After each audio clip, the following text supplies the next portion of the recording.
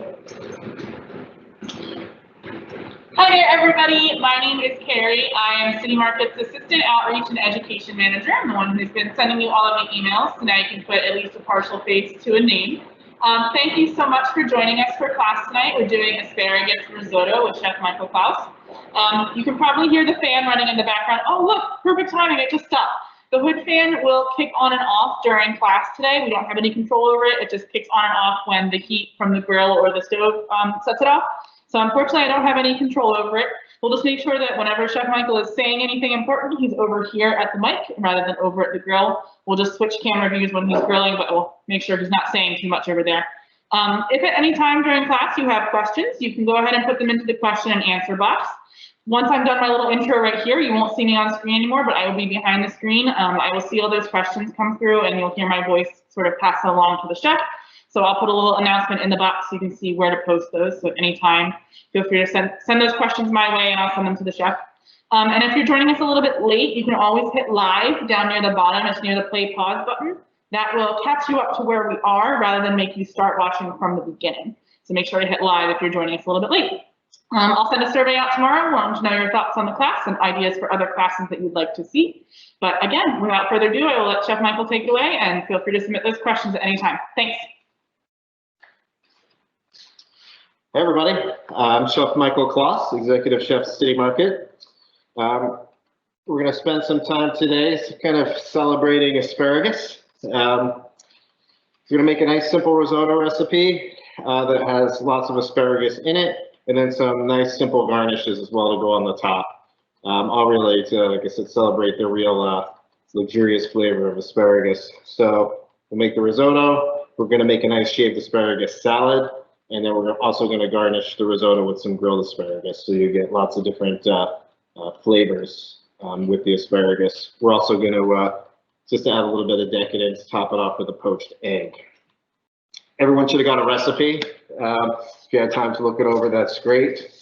Just a few things, I guess, before we get started about the risotto. I can tell you a little bit about risotto. Here we go. Short grain rice.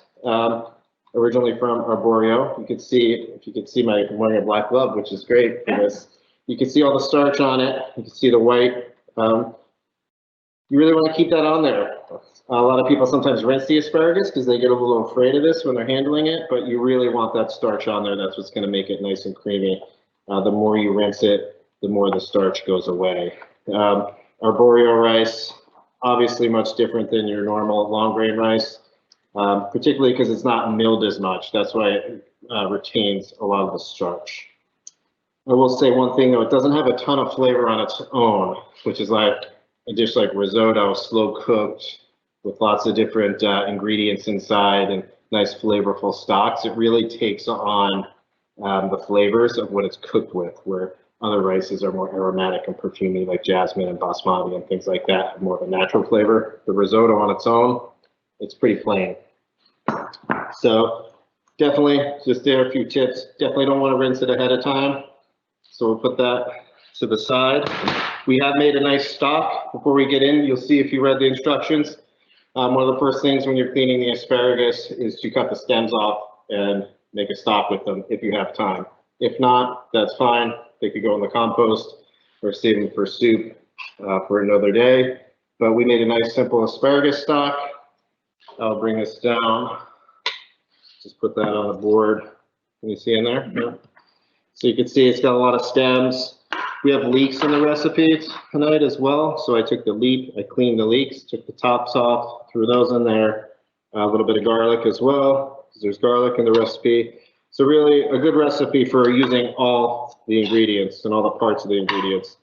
So veg stocks really don't need to go more than about an hour. You'll see once they start to get soft, you've pretty much gotten all the flavor out of them. If I were making a soup or like a stew, if I was using this stock for that, I would press a lot of the flavor out, but the risotto, you want it to be really clean. So I'm not gonna really smash this too much. We don't want a lot of the fiber in the stock. I am gonna go ahead and strain it though. So we have a nice clean stock. Also, one of the things with making risotto, it's sort of a back and forth in the chef world, is cold or hot. stock or water when you're making the rice. I prefer the hot, doesn't disrupt the cooking process. One thing about risotto to really retain that nice creaminess is to really keep it moving, keep it cooking nice and slow. When you add the cold liquid inside, kind of stops the process. So what you're doing is, you know, you're stopping, starting, and that can really affect the way the starch comes out. I find when you just blast it with cold water, which happens a lot, especially in the restaurants, you're in a rush, you have the cold stock, it tends to almost seize up the rice, and I find it closes it up, where a lot of the starch stays inside, and then your risotto doesn't get as creamy. So just gonna strain this. There's also a lot of back and forth and debate around what the ratio should be. We just had a question come in. Is there a magic ratio of stock to rice? Yeah, so you see mine, and it also has instructions. I like it al dente, like classic risotto should be what we call like toothy. It should have almost a little crunch to it. Not everyone likes it that way. They're not used to eating it that way. So this recipe is more like a 2 to 2.5 to 1. So if you have 2 cups of rice, you know, it's 4 to max 5 cups of liquid that we're going to use. And that's everything. So you'll see it says about 2 to 3 cups of the stock. Obviously, it's always nice to have a little extra just in case you're feeling it's a little too crunchy. But we're also putting a cup of wine in there. We have the oil, a little bit of butter, the moisture from the vegetables, and we're finishing it with a good amount of pesto, which will make up a lot of that liquid volume.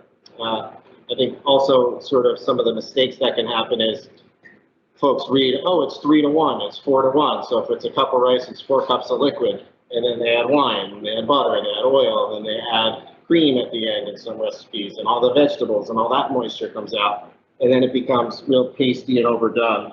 So I really like to start with less liquid. You can always add more, especially the way we're going to cook it in stages. We'll talk more about that in a few minutes. So I'm just going to put this over here.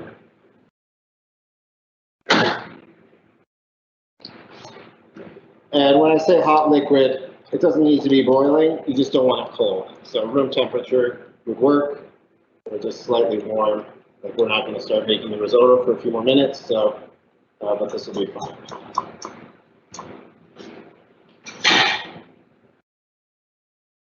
So we'll just put that here in front of the pan. So before we get started on the actual risotto, we're going to make the shaved asparagus salad. Just because that's not being cooked, it's being shaved raw. So it's going to need to, is that a mic that I hit? Okay. Sorry. We're going to want that lemon juice to break it down a little bit so it's not too crunchy. So we have this nice, beautiful asparagus. So you can see I was testing my mandolin. So if you have a mandolin, it's great. You can shave it. If you don't, you can slice it as thin as you can with a knife. Or also if you have sort of a, one of the peelers, I think we may have one around, I can show you later. You could just also use a peeler and peel down the sides. I may not get it quite as thin and quite as uniform, but it'll definitely would work.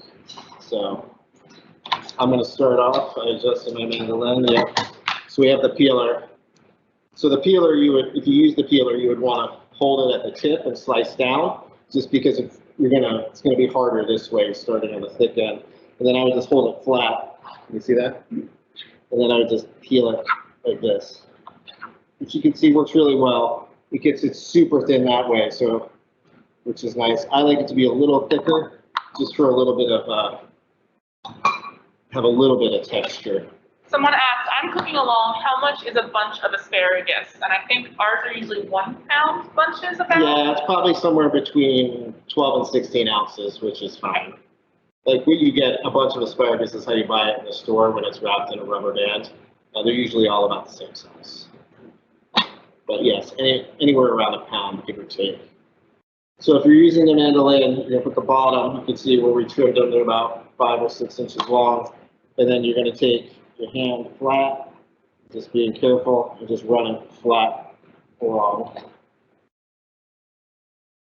And if that happens, which is fine, you can either push it through if you're comfortable, or you can just pull it out. doesn't matter. So you can see a little thicker than using the peeler. Like I said, it's going to add a nice little texture to it. So I'm going to go ahead and fire some of these off. And obviously, you could use a guard if you have one. Like anything with these things, the faster you go, the better it works. But as well, sometimes the faster you go, the more fingertips you lose.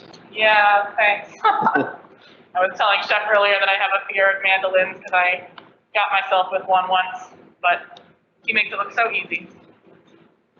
Like this. I think the same person asked how many stalks. It looks like maybe like. For this, depending, because it's a garnish. So I'm going to make enough for like 2 or 3. So I'll probably use probably six or 7 asparagus. And then for the risotto, the whole bunch. For the risotto, yeah, we're going to set aside, like we said, if we're making it for 3 or 4 people. So we're going to do maybe 2 per person for the salad, 2 or 3 per person for the grill, and then we're just going to chop up the rest, because for the risotto itself, the more the merrier. Great. If you'd rather have more in the risotto and you only bought a bunch, or had a bunch, then you could grill less or don't grill any and just, put it all in there, or just save 1 or 2 for the top. Especially if you don't have a lot of time to do the extra things, you could really just go ahead and chop the whole bunch up and add it right into the risotto. So I'm just going to do, I have the luxury of the store, the co-op downstairs, so I grabbed 3 bunches. So if you're looking, this is about what 3 bunches is. And, all the asparagus things. yeah. Such a short season. I mean, it's not even quite yet asparagus season here in Vermont. We're just doing this class to prep for it, but I eat asparagus as much as I can when it's here. I'd also love to know where people are watching from. If you're watching from somewhere, if you want to put it in the question and answer box. It's really exciting for us to learn that our classes are reaching sort of a wider audience than just the Burlington area. So if you're comfortable, you can let me know in the question and answer box where you're tuning in from. So that's enough to get us going here for us here tonight. So I have some fresh lemon. Just gonna take that. A little bit of lemon juice on there. Is that another thing? If you didn't have a lot of time, you could just put your favorite dressing on top of this and it would work. I like the acidity of the fresh lemon just for breaking it down a little bit. We have someone asking, I've seen some recipes use vermouth in place of white wine for a more complex taste. What is your thought? Yeah, I've used a lot of, with deglazing the risotto, really used lots of different liquids. Vermouth is great. It may complement the asparagus probably quite a bit. I've definitely finished some soups with vermouth. I've made it with sherry before. We're making dark asparagus. You could deglaze it with red wine instead of white wine. So really whatever flavors you're looking to get out of it, for sure. So you could use, I like to use black pepper. You could use white as well for both the risotto and all the garnishes, just because risotto is, sometimes very clean looking, and you want it to kind of have that beautiful presentation. I prefer black pepper myself, so I'm going to use black pepper tonight, but that's what's in the recipe. But if you were making a super white, creamy risotto, and you didn't want the specks of the black pepper in there, you could use white pepper. So do that. And then we have some fresh chives. You could use whatever herbs you wanted. Pick out some of these ends.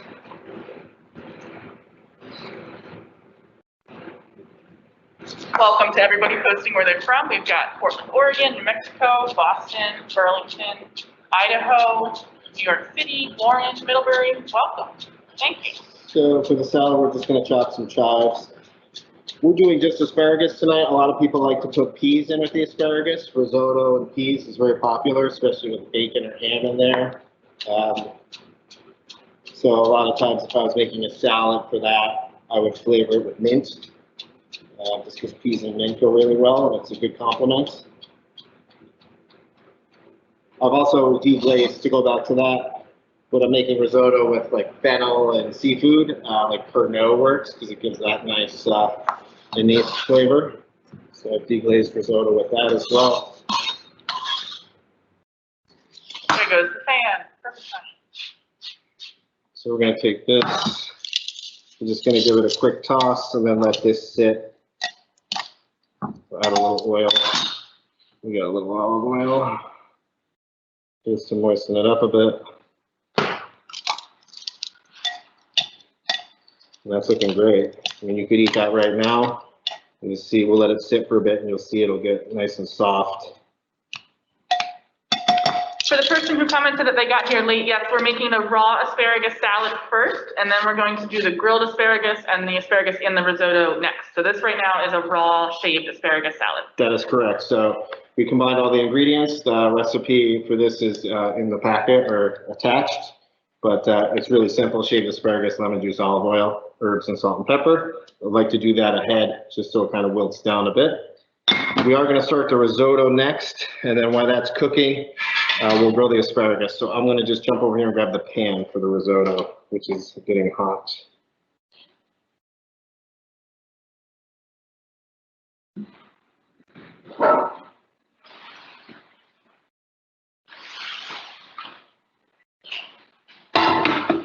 So, pan for the risotto. Typically, we'd use like a sautoir, or basically what you would call a straight side saute pan. So it would look very similar to this, except it has slightly higher sides and straight.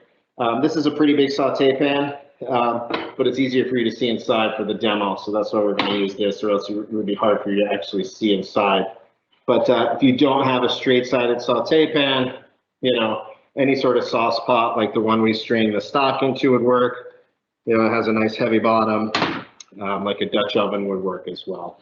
It's just really to keep that heat in, and it's a lot easier to stir, and nothing really flies out when you're stirring. Would you recommend cast iron or no?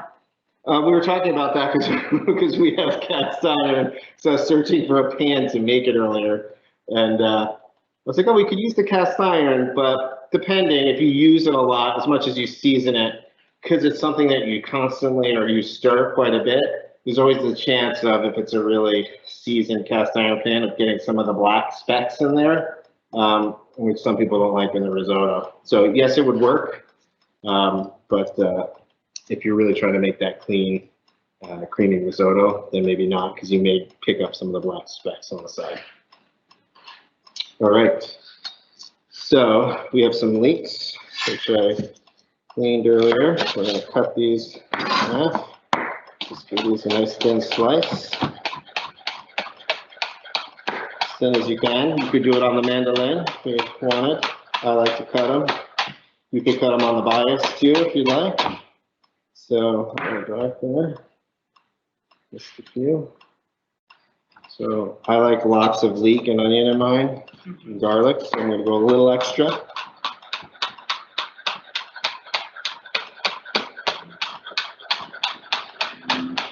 Seems like this is a recipe that's really sort of customizable, other than making sure you get the texture right. I actually, when I was shopping downstairs, I almost grabbed a little garlic. I almost grabbed some pancetta, because that's another, that would go really well with the asparagus, but I thought we would keep it.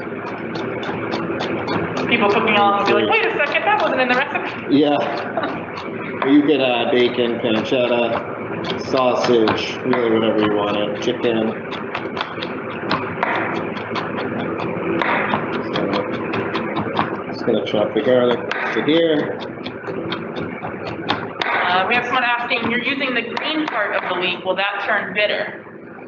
The outside, no, not too much. You know, especially if it's a nice long leek. I would say not bitter like an onion skin, which potentially sometimes can get bitter. It's just a little tougher, so the white is a little more tender. So for a dish like this, I just prefer the white, but you could use it all. And someone also asked if you could talk about how to clean leeks. You keep mentioning that you clean them, but they want to know how. Yeah, just because leeks, the way they're grown, they get a lot of dirt in between. So, for instance, when you trim it like this, you kind of cut it. You could cut it all the way in half. I cut it about 3/4 through. so it exposes all the different layers, and then you rinse it. Then you have a better chance of the dirt getting out, because sometimes you can see, even though I rinsed it, there's always sometimes a little bit of that dirt inside. So some people, you could soak them after too. I prefer to clean a hole and then, because I feel like when you, after you cut them, they retain, they'll start to soak up the liquid, and then it'll, if you're putting it into a hot pan, it'll splatter all over, or it just starts to take on too much moisture. So in your recipe, I noticed I was reading it over a little bit, that one of the instructions says add the oil, but there's also butter in the recipe. So at this time, you're going to add, you could use just oil, you could use just butter. I use a little bit of both. So you'll notice there's butter and oil in the recipe. So we're just going to put some of that. So see, I put the oil first and then the butter. Let me get this as hot as we can.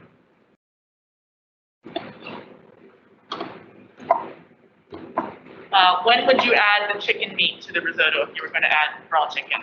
Or would you cook if you're going to cut it small, I would add it right in the beginning. What you can do too is sort of par cook it and then add it in the beginning or the mid stage. Some people garnish it on the top, but if I was going to add chicken, I would add it right in the beginning with the onions, garlic, and then the rice. Yeah, we designed this class to be about 45 minutes to an hour of cooking, not the full hour and a half. We leave plenty of time for questions. So feel free to put any questions you have into the chat, both about risotto and also any other cooking technique questions that you have. We don't want to keep people from their dinner by going too late. So we're going to add onions and the garlic. You can hear it. It's got a nice sizzle. It's not burning, which is good. What temperature would you say you have the pan at? I have this on high because we're cooking on a hot plate, but you're about medium heat. And we're going to cook that just for a minute or two. I sliced it pretty thin, so it's going to cook fairly quickly. If you chopped it thicker, you just want to cook it really until it starts to get tender and just starts to wilt. Then we're going to add the rice. We want the rice to cool in all this fat. It's going to help with that creaminess and bring out the starch. We're going to add it right in.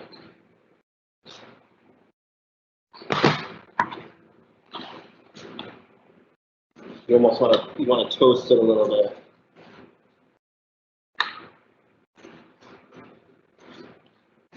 They call it nacre, the French term, the culinary term. Like pearl? Nacre? Toasting the rice. Oh, interesting. I learn something new every time I take a class. So we're going to toast that up a bit.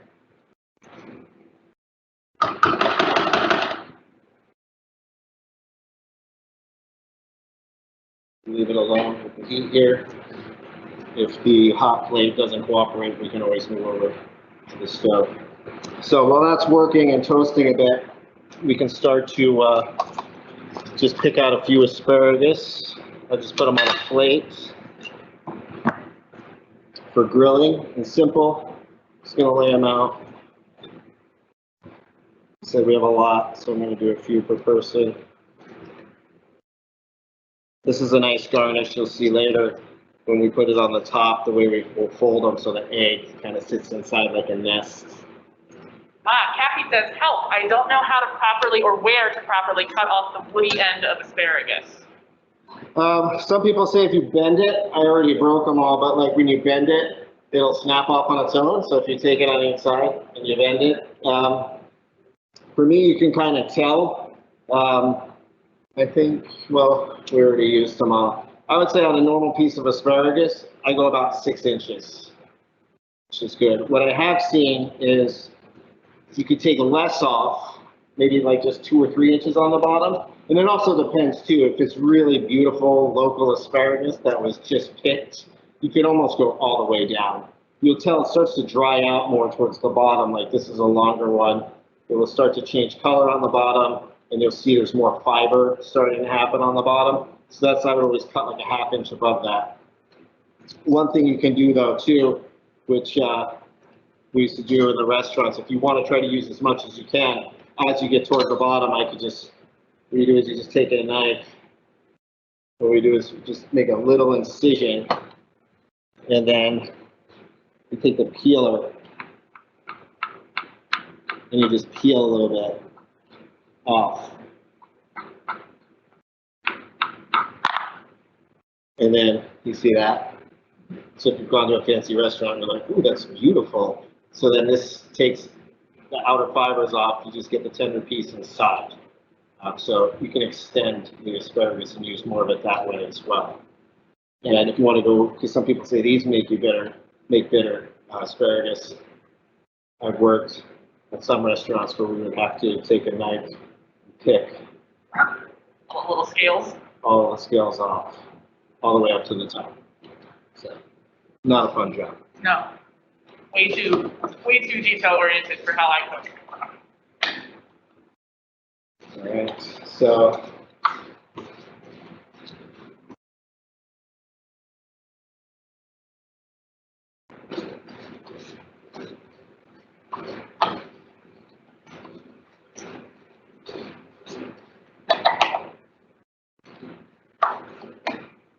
Good. So to prep this, we're just gonna put a little bit of oil on there. Not too much. You don't want it to cause the grill to flame up too much where it gets a lot of that carbon on it.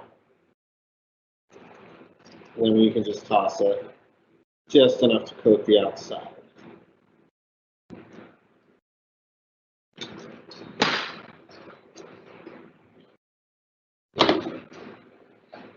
It already smells good. Yeah, the rice is nice and toasted. So right now, I'm gonna admit, I forgot to grab the wine from the kitchen downstairs. Oh, gotcha. So, but it's okay. You can make it without wine too. If you're okay with that, Carrie, unless you really want wine in it tonight. We have plenty of stock, so we're just gonna go right into the stock.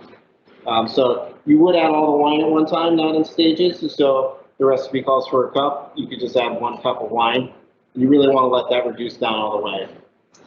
One tip about using the wine is a lot of people will have a little bit left over, you know, and they'll be like, oh, we'll use that for cooking wine, and then it sits on your counter for a week or two. Be very careful with doing that because that wine may be good for cooking in a way, but you don't want it to get sour or rancid or start to go bad because the risotto, it's the first liquid that the risotto is going to see. So that's why often you'll find that people, if you're making dinner for two, they'll take a little bit of the wine that you're going to drink and they'll dump it in, and that really marries them all together because it is going to absorb a lot of that first flavor. So something to think about if you have older cooking wine on the counter, you probably don't want to use that. Right there. So we're going to add our first batch of liquid in here. This is looking good. So I'm going to let that come off.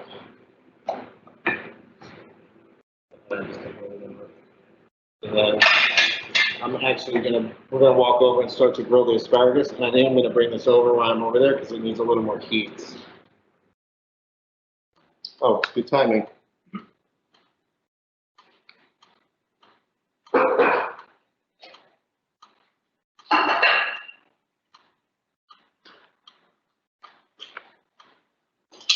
So I have a mic over here, so I'll talk over here. I'm going to walk over to the grill and just grill the asparagus.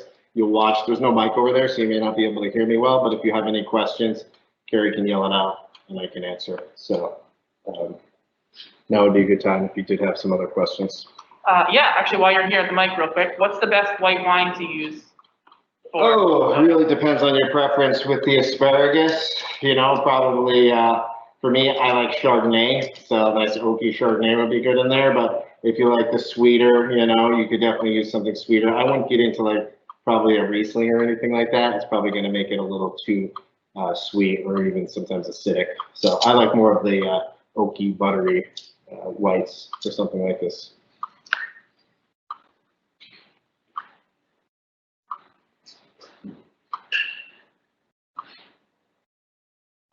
So like we mentioned, we're just gonna put the asparagus. We've had the grill heating up for a little bit. That's why the fan keeps going on and off. We're gonna grill the asparagus, but there's no mic over there, so I will repeat any questions and repeat what the chef says while he's over there. Get that grilled up. And we move the risotto over to the stove as well, so I might change the angle of the camera so we can catch that as well. Oh, we're gonna cook it on the grill. See it starting to warm a little bit more, getting a little heat. You just really want to stir it. You don't have to constantly stir it, but you definitely want to move it around. So he's saying you don't have to constantly stir it, you just want to keep it moving around on the heat, and then we'll add the next batch of liquid in just a second. The asparagus, you can see I just take the tongs, kind of roll them over each other. Rolling the asparagus over with some tongs to make sure we get some of that nice char on all the sides. Do you want me to bring the broth over to you, stock? You want the stock over there? No, we're good. I should be able to finish it over there. Cool. Yeah, so we're just getting the pan a little bit hotter over here on the grill. Coming back.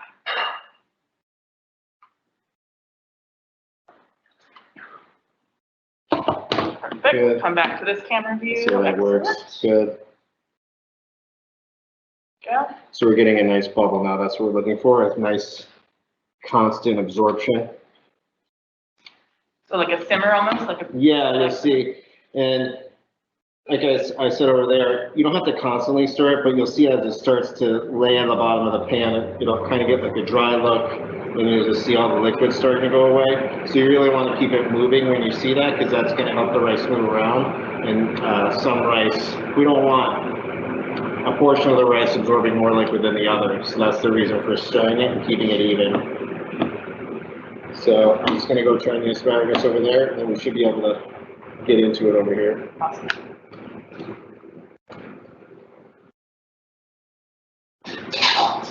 This one I wish we had smell-o-vision, because the kitchen smells so good already with the roasty asparagus notes and the garlic and the leek. You can see this there. Yep, everybody's watching you. Okay. So I'm just gonna move it over the sides turned off. Just to kind of keep it warm. Great, so we're moving it off to the side of the grill. At home, but since we have the grill half on, I'm just gonna keep the side of the grill just sit on top. But the warmth over here will keep it nice and warm. So just repeating what the chef said, we're moving it off of the side of the grill that we had on, keeping it warm over on the grill, but not cooking.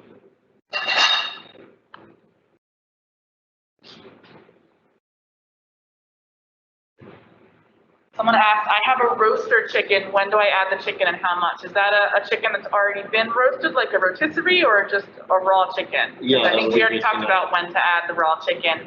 You might add it at the beginning. I'm going to add the second layer of liquid here. I'm going to let that absorb.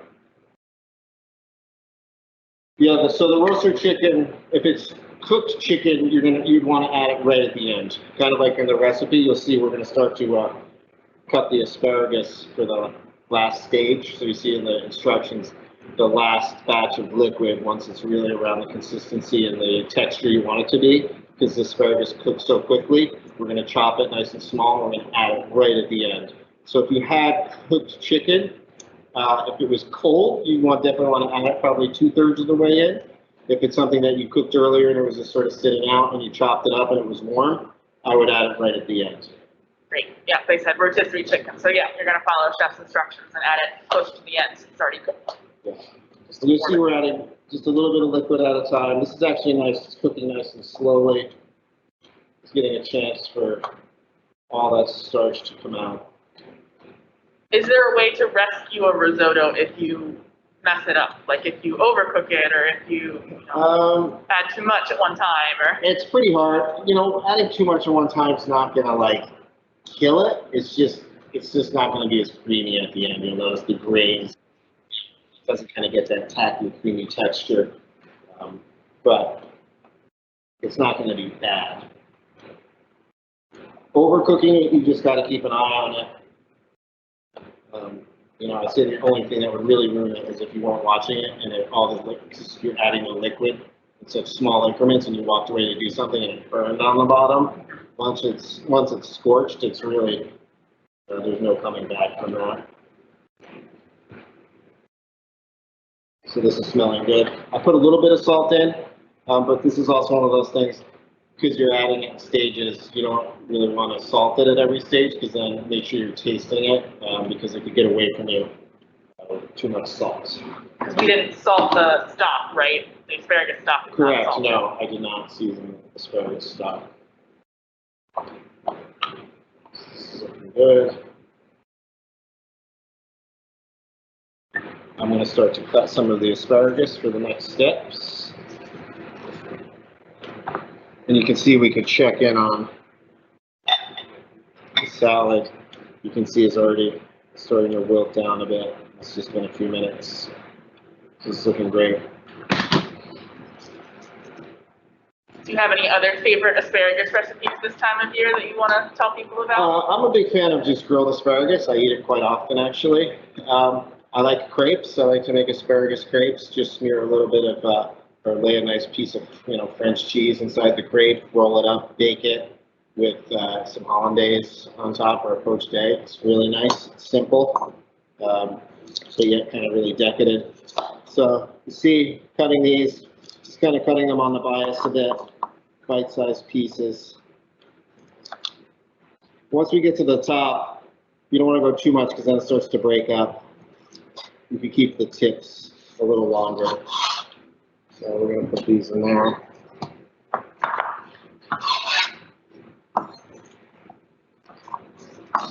Keep going. You could, if you're, I've always cut it this way, but if you're a little afraid of cutting toward yourself, you can cut it away as well. Either way works.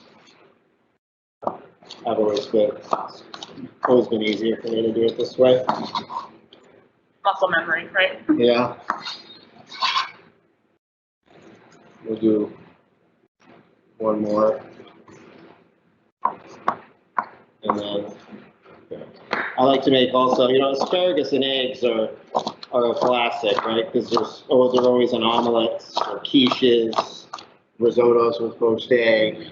I've made egg yolk dressings, like egg yolk emulsions or egg yolk vinaigrettes are nice too. If you're making a salad with a cold asparagus salad, you make an egg yolk dressing, like a homemade mayonnaise for the top is nice too. I did asparagus carbonara the other day. Yeah. Like kind of do what you did and make the long ribbons with the peeler and mix it with pasta and then do the carbonara process. That turned out really well. And asparagus soup is really nice. It's hard to keep it really nice and vibrant green. But actually most restaurants, if you go to some restaurants, what they do is they make the base like a cream soup or like a bechamel. And then they take and they make an asparagus puree with like they just blanch and shock it and puree it and make this beautiful, put a little spinach in there. They make this beautiful bright green puree. And then they make the base for the soup with some asparagus stock and cream and they thicken it. And then right at the end, right before they serve it, they swirl in the paste, the puree. And that's what gives it, you're like, wow, how did you get it so hot, but yet so bright green?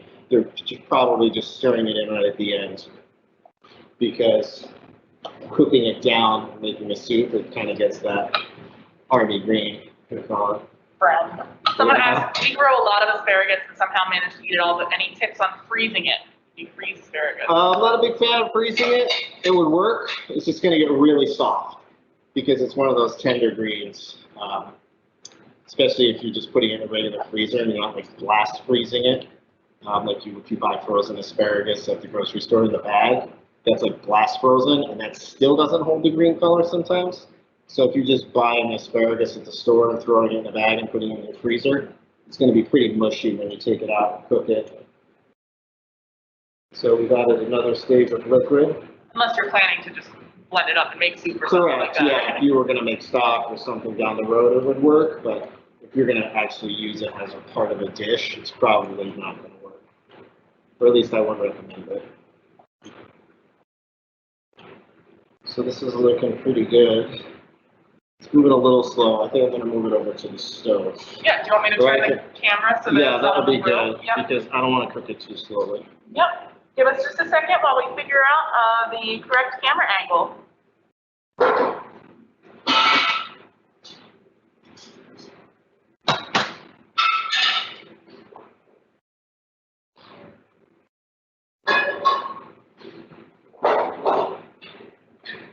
How's that? That looks pretty good. We can see you.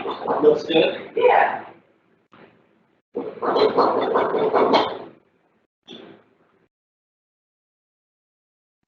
you hear me? The sound's going to be probably a little bit harder, but I can repeat anything that needs to be repeated. Okay, so we're starting to get a bubble now. See if I can zoom in a little bit too, without cutting your head off. Good.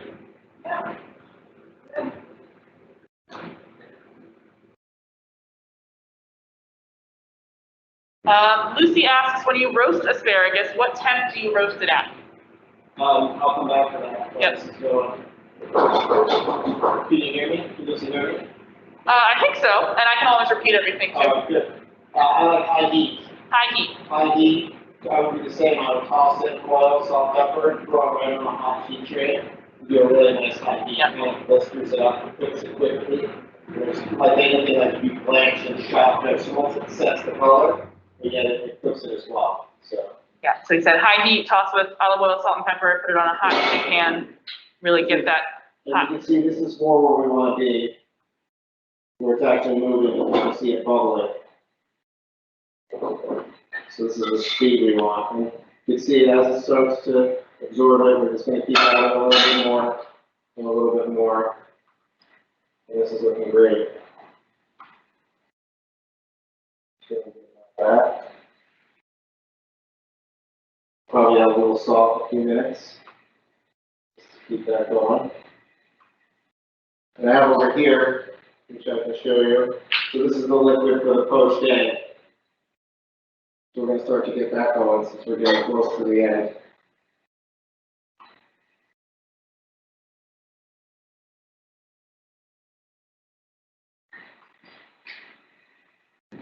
As you can also see, this is a nice pan to show you what we're making in risotto, because we use this pan so much downstairs in the kitchen, and it gets a lot of straight high heat on it. You see it kind of warps the bottom, so you'll see it deeper over here than over here. So that's why it's important when you're making it at home to use a nice thick flat bottom pan. You won't have to stir it as much. I'm going to have to stir it a little more because of that, because you'll see if I just pull this flat, it's boiling around the outside, but not on the inside. And you're like, why would I be doing that? Because the flame's right there, but because this pan has a little bit of a bubble on the bottom. So it's important to have a nice flat, heavy bottom pan. I was saying it's important to have a flat, heavy bottom pan because the heat's not even on our pan just because of how much use it gets in the kitchen. It's got a little hot spot. But we're adding the next batch of liquid, getting it back into that simmer.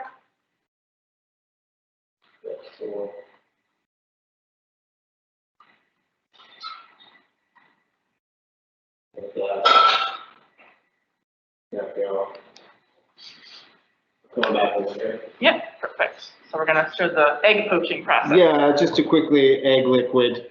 And I think that's another class that we've done in the past. Yes, eggs, yep. So poaching an egg, pretty simple. So we want it to be right at a light bubble, like a light simmer. So when you just kind of, you don't want it at a raging boil, but you kind of want like bubbles coming up from the bottom of the pan. We add a little bit of white vinegar. Why? It's just really, it's acidify the water, to add a little bit more acid, because the egg whites, when they hit the higher acidulated water, it helps them set. So if you don't put the vinegar in there, or if you don't acidify the water, that's sometimes when you get the real cloudy poached egg and it's like waving around the water, and it really doesn't get that nice tight fold. So you don't want to add a lot, just enough, probably for, a quart or so of water, like a tablespoon of vinegar. You don't want to change the flavor of the water where it's a vinegar egg, but you definitely want it to have enough acid in it so it's going to help really seize up and coagulate that egg white as soon as you put it in. So put that off to there. Just going to let this go. This is actually good. I'm not sure if you can see in there. You can kind of just see over the top of the. Yeah, you can see it was you just start to get some bubbles coming off the bottom. So that's looking good. I'm going to go back over and stir the risotto. Yep. send you live over there. We're gonna go stir the risotto again, just checking on it. Got this camera angle thing down, I figured it out. This is looking really good. You can smell all the nice flavors coming down the vegetables and the stock. Says it's looking good. You can smell all the good flavors of the veggies from the stock. Good texture that we're looking for. Gonna add the next ladleful of broth. And then after this, we're gonna let this absorb. Then we'll probably do our last batch of liquid, and then we'll add the asparagus in. Let it soak it all up. Great. So we're gonna let this last batch of liquid absorb, and then we'll probably do the asparagus in next, pretty close to the end.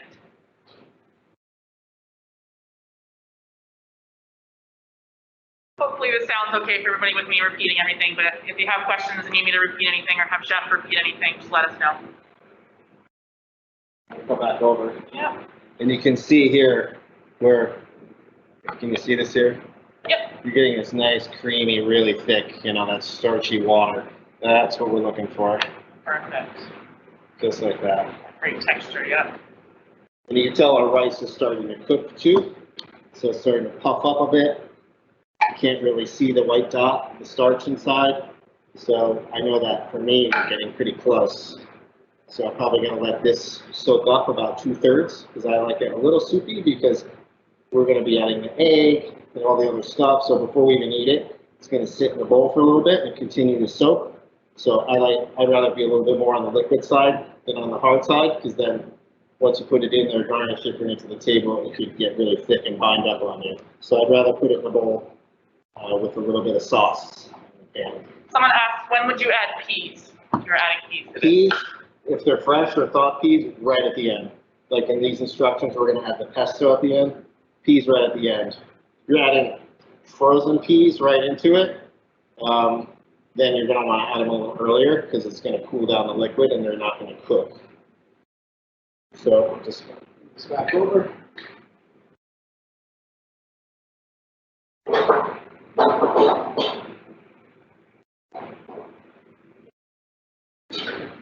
Give it a taste. I'm gonna try it. Taste test it. Yeah. See my face?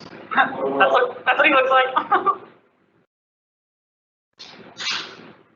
Yeah. Almost there. Almost there. Need some salt. Needs a little bit of salt still. I'm gonna stay there. Grab the salt, and then we're gonna go back. Got some salt pepper.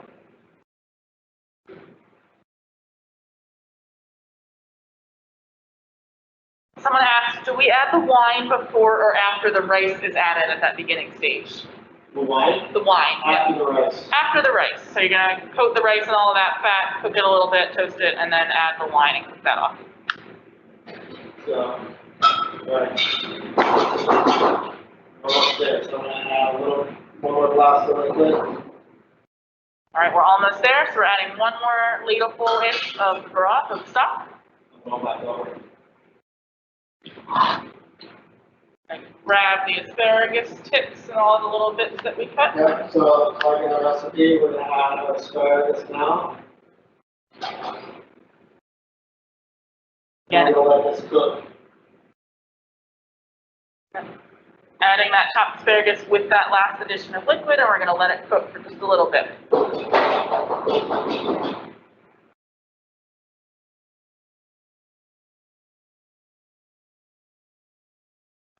This is looking great. Here, back.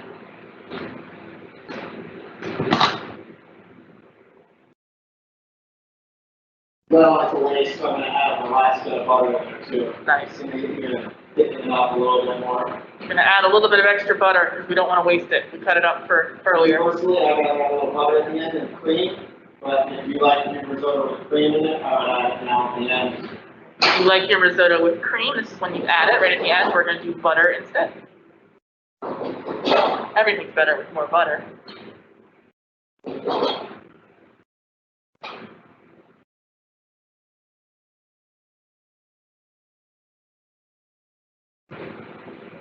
See it starting to green up, Yeah, greening up. starting to change color.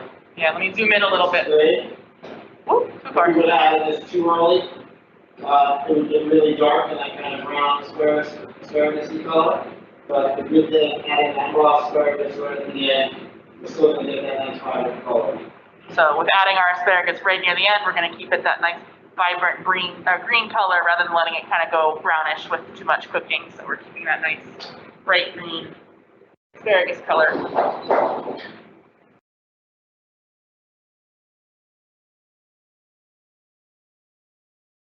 Over here. Go to the end. Grabbing our grilled asparagus from the grill. I don't think I can zoom out far enough to see that just because it's so big.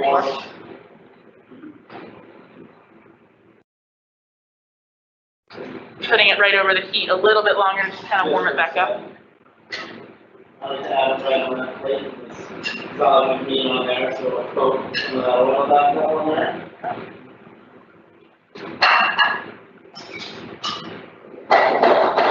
This is perfect. Risotto is perfect. We're going to turn off the heat. Leave it right here. Now we're going to go to the egg. Great, so the risotto is at the perfect stage. We turn off the Hey, it's heat. me again. Thank you for bearing with the sound. So the egg water is looking perfect. We're getting a little bit of bubble. Just gonna put a little bit of salt in there, not much. I'm gonna go grab an egg in the fridge. Okay, we'll grab me an egg.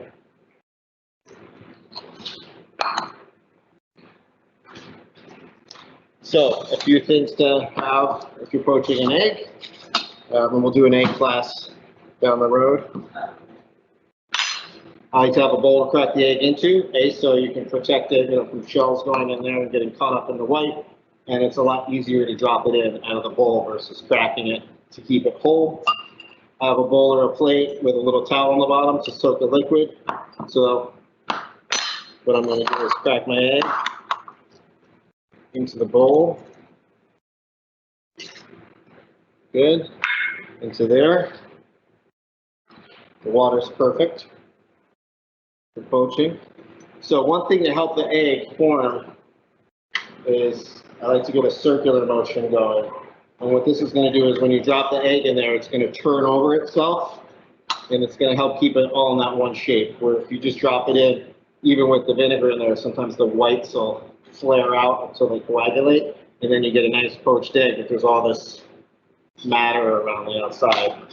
We'll still get a little bit of it, but if you get that cylindrical motion going in the pan or in the pot, and then drop the egg in as it's turning gently, it'll roll over itself. Cool. I'm not sure if you can see that. If you see it rolled over itself, see how it stayed? A little bit higher up. One nice little ball there. Perfect. Look at that. So we'll put that back on. That's looking great. Do you time it or you just kind of look at it? I just look at it by feel. It, you're talking, depending, I like it runny, so you're like a minute, minute and a half. Oh, good. So just we're ready to go now. So I'm gonna clean our area off here. Any other questions while we're waiting? None that are coming through yet, but now's the perfect time. We are kind of complete and then finish up around 6:30. So if you have any questions again about this class or about any cooking. Good. I'm gonna bring everything over. One thing I'm gonna do to finish the asparagus over there, I'm gonna put the risotto, put the pesto in. So I'll probably blast the heat back up over there. And then just because this is just room temp, to heat this through, and then we'll bring everything over and we'll plate it up. So.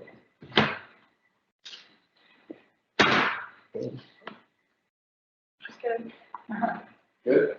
Yeah, 1 second. Perfect. We'll send that camera view over there. Good. So I like a lot of pesto, so a little extra. The heat on. This is Big scoop of pesto with the heat back on just to get it warmed through. yeah, it's pretty hot, so it smells great. Yep. You see the pesto makes it nice and green, kind of similar to what I was saying earlier about how you make the soup. Gotta give it a nice plastic green. right at the end. Nice blasted green right at the end, like the pesto. We're not cooking the pesto too much. Dull that color, it's staying nice and green. Yeah. This is ready to go. That's awesome. Yep, we'll bring it back over to the other camera. Plate it up. So we have a risotto, we have a grilled asparagus, we have our egg, which is looking great.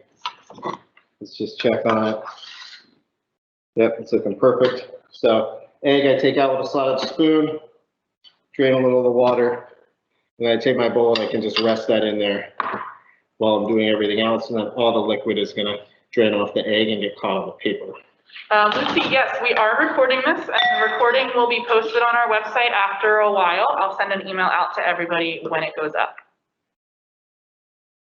So we have Carrie's dinner.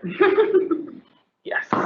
So a nice portion of the risotto. What I was talking about the nest is you can just triangle the asparagus like this, you know, make a nice nest like that, which looks great. Then we're gonna put the egg on there. You can turn it over, look at that, nice poached egg. So this way when it busts, it kind of has an alleyway. Before I put the salad on, we'll take a little cheese. Let's grate a little parm on there.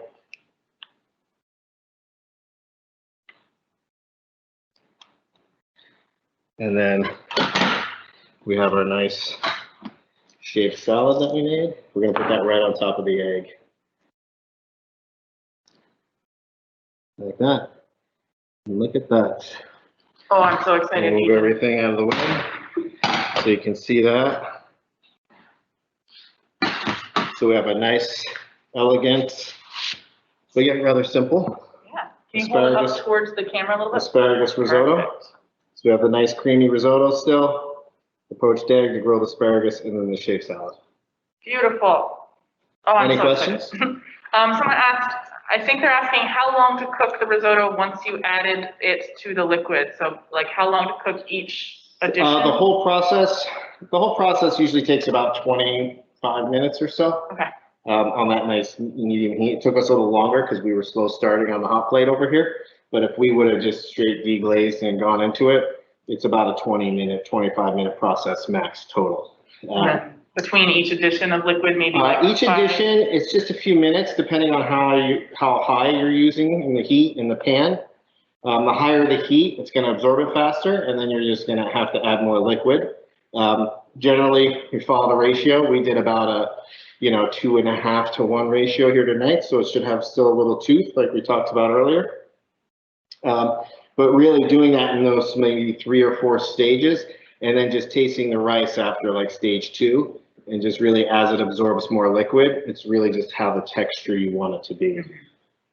Like for example, I like. Really, you're supposed to let it absorb. Yeah. You add the liquid, you let it absorb down until it's almost gone, and then you add the next amount of liquid. So it's not more of a time thing; it's the ratio. Mm-hmm. So if you're going to do the 3 to 1 ratio, where you have 1 cup of rice and 3 cups of liquid, generally, if you're adding the liquid and cooking it at that nice medium heat in stages, and once the liquid is all absorbed, you should have cooked rice. Right.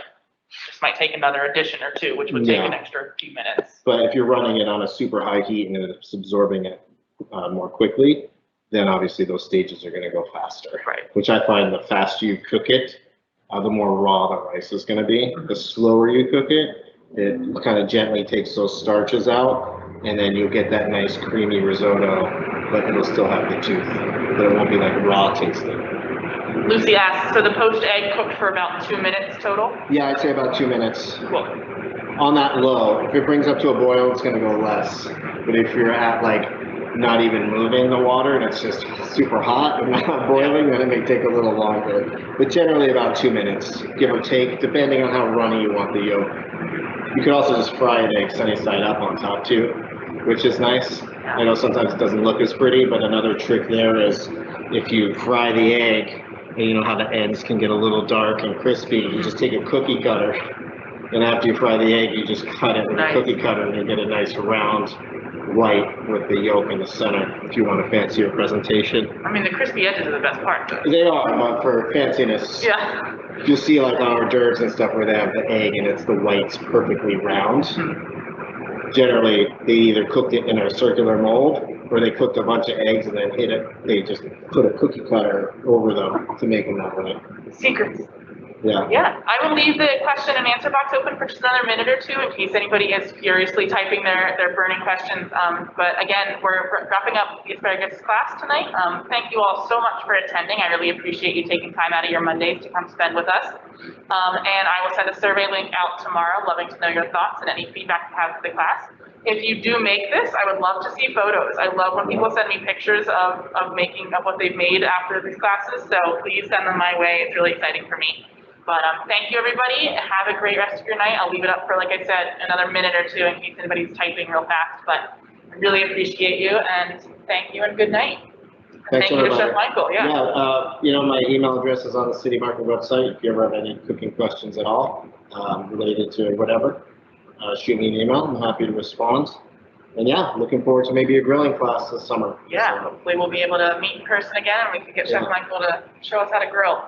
I'm glad that some of you are cooking along. Yeah, there's at least one person cooking along. Yep. Everyone's saying thank you, great class. Can you ever put in raw asparagus rather than grilled? Like just top it with? Oh, it's just raw on the top, like that triangle piece? Maybe. You could, it's not gonna cook. I mean, you could just, you could make the shaved asparagus and use that as the nest for the egg and just have the egg on the top. But just putting like 3 or 4 raw stems of asparagus, probably gonna be a little too firm. So you'd either want to roast it, grill it, or shave it like this. Or you can just saute a little extra in a pan and put it on the top. Someone says they have a specific pot for poaching eggs and no idea how to use it. Have you ever heard of a specific egg poacher? I know there's a lot of products out there for that. And they have like slotted, like almost like a muffin tin that goes into a boiling water, like a steamer like double boiler where you drop the eggs in and then you lift it out. That would probably work. I would do it the same way. You wouldn't be able to spin it, but if it does have like those holes to drop the eggs, that probably helps with the shape depending on what it is. Someone asked, what restaurant did you cook at? Right now, he's the executive chef here at Yeah, City so Market. the executive chef at City Market. Over the years, lots. In Vermont, I worked at a hotel called the Equinox, is where I really went at a culinary school. I went to the Culinary Institute of America and did my internship there. And then I wound up cooking at a small French restaurant called the Chanticleer in southern Vermont for 9 years. And then I made my way to New York, so I worked at Tribeca Grill for a few years, and then came back to Vermont. I taught at the New England Culinary Institute for a while, and then I went to New York City, and I worked for Danielle Ballou at Danielle. So I was a sous chef in the restaurant, and then was the chef de cuisine of his catering company called Feast and Fete. And then I moved back to Vermont again. And I had my own private chef business, and I helped. I worked at the Bluebird Restaurant Group as well for a while. And then I did at City Market. Now it's here. So yeah, I left a few places out too. Got a long list. Long, yeah. Long I'm resume. older than I look. All right, everybody. I don't see any other questions coming in, so thank you. Oh, we just broke out our egg poacher. No idea how to use it, but it looks like it helps fill the water most of the way up. Yeah, let us know how it goes, or send me a picture. Yeah, I'm curious to look I that can up. send Chef Michael what it looks like, and we can try to help you out. But thank you all so much. I'm going to go ahead and end the event. But again, send me pictures, and I'd love to see your feedback in the survey tomorrow. Thank you so much. Good night.